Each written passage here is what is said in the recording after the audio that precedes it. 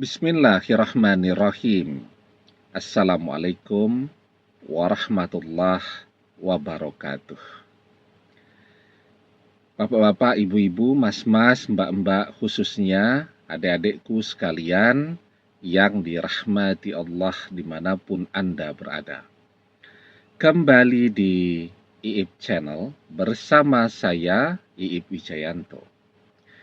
Kali ini kita akan membahas tema mantan dan orang ketiga, bagaikan pungguk merindukan bulan, ya.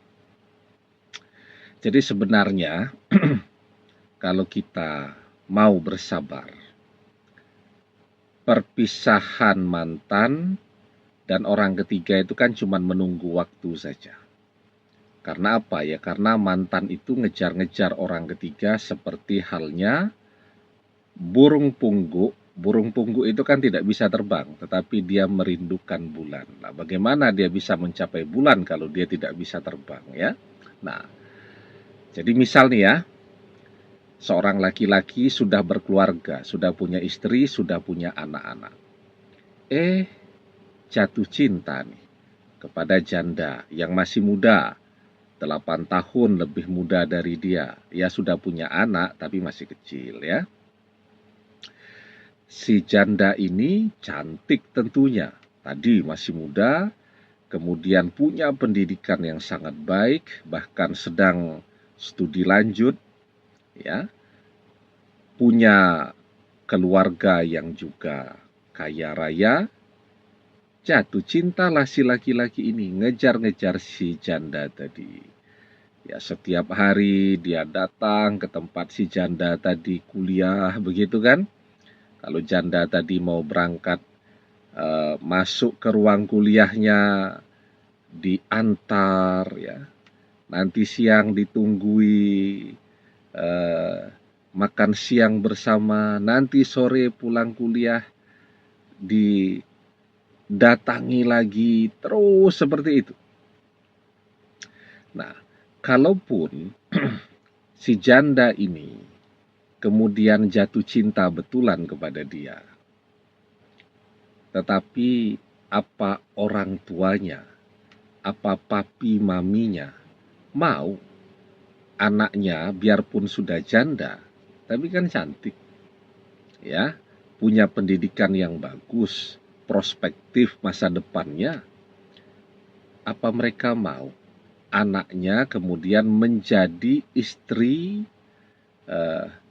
muda dari seorang laki-laki yang sudah berumur, kan begitu?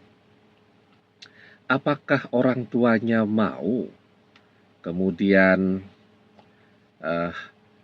anak kesayangannya ini menjadi istri dari seorang laki-laki yang misal juga tidak punya apa-apa, kan?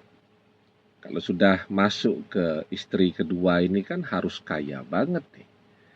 Nah, dan semakin luas pergaulan orang tuanya, semakin sulit bagi mereka untuk menerima anaknya, meskipun tadi ya dia sudah menjanda, menikah kembali tetapi sebagai istri muda.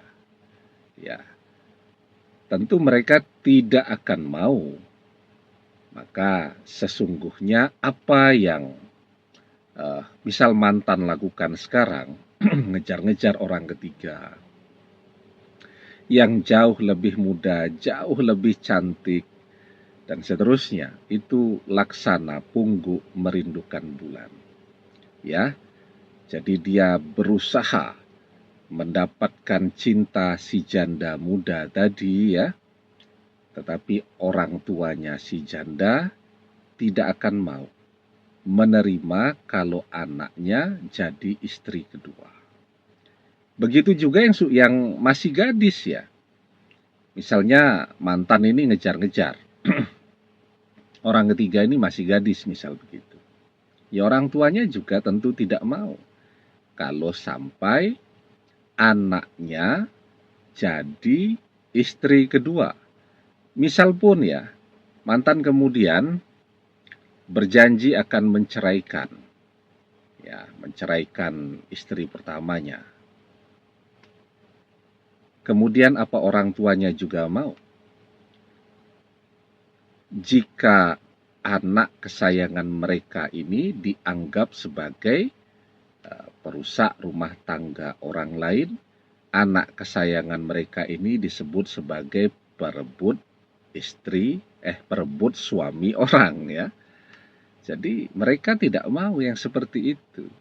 Nah, jadi mungkin mantan bisa having fun begitu kan, tapi ya sampai di situ saja. Ketika dia mau melangkah serius ke pernikahan, maka dia akan membentur tembok yang teramat sangat tinggi. Nah, jadi sebenarnya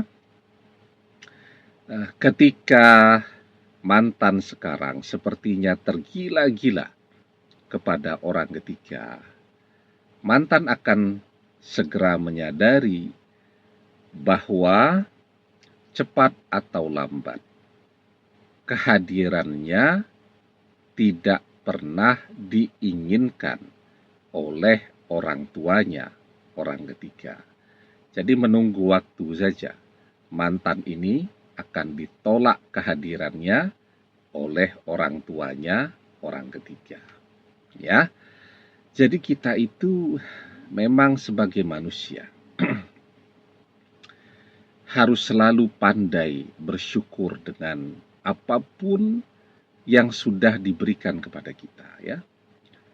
Ya manusia itu kalau dia turuti semua keinginannya, tidak ada kata puasnya.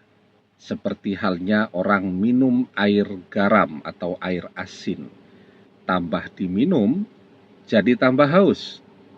Ya, maka orang kalau makan makanan yang ada kuahnya, ya kuahnya asin gitu kan, seperti makan bakso dan seterusnya, tentu harus minum teh atau minum air putih atau minum es jeruk dan seterusnya. Padahal kan kuah itu kan cairan, tetapi kok dimasukkan ke tenggorokan justru jadi tambah haus. Nah, jadi kalau orang minum air asin itu bukannya hilang dahaganya, tapi justru tambah haus. Mantan juga begitu, ya tambah dia turuti keinginannya, tidak ada kata puasnya, pengen sesuatu yang baru terus ya. Jadi sebagai manusia kita itu harus pandai bersyukur ya. Kalau sudah punya istri, ya bersyukur dengan kehadiran istri tadi. Walaupun mungkin dia sudah mulai menua, kan kita juga yang laki-laki terus menua ya. Walaupun dia sudah tidak cantik lagi seperti dulu, tidak langsing lagi seperti dulu, tetapi apapun kan dia tetap setia ya, menemani, menjadi sahabat di dalam susah dan senang ya.